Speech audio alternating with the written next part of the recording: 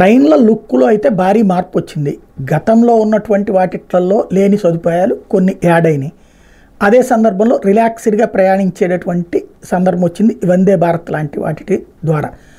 అయితే అక్కడ కూర్చుని గంటల కొద్దీ ప్రయాణించడం ఎట్లా అన్నటువంటి ప్రజల యొక్క ఆగ్రహం, రెండో పక్కన ఏవైతే ఇంటర్సిటీ ఎక్స్ప్రెస్లని లో మార్పు లేదన్నప్పుడు ఆ ఇంటర్సిటీ ఎక్స్ప్రెస్ల ప్లేస్లో వందే మెట్రో ఎక్స్ప్రెస్లు తీసుకొస్తున్నారు. ఇది కాకుండా స్లీపర్స్కి సంబంధించి దాదాపు 200 వందే సాధారణ తీసుకొస్తామని ఇంతకుముందు ప్రకటించారు. అంటే రిజర్వేడ్ పడుకుని వెళ్ళేటందుకు అవసరమైనటువంటిది ఏదైతే ఉందో వందే భారత్ స్లీపర్ రైళ్లకు సంబంధించినటువంటి ఇది ఒకటి, వందే సాధారణ ఒకటి. సాధారణలో నాన్ ఏసీ, వందే ఎక్స్ప్రెస్ ఏదైతే స్లీపర్లో వచ్చేటప్పటికి దాన్ని 200 అనుకున్నారు, ఇప్పుడు 138 చేయబోతున్నారు.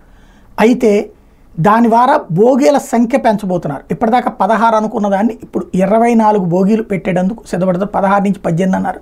తర్వాత ఇప్పుడు 24 బోగీలు పెట్టడం ద్వారా ఎక్కువ మంది ప్రయాణించేందుకు అనుగుణంగా ఏర్పాట్లు చేస్తున్నారు. ఇది తాజాగా తీసుకున్నటువంటి నిర్ణయం.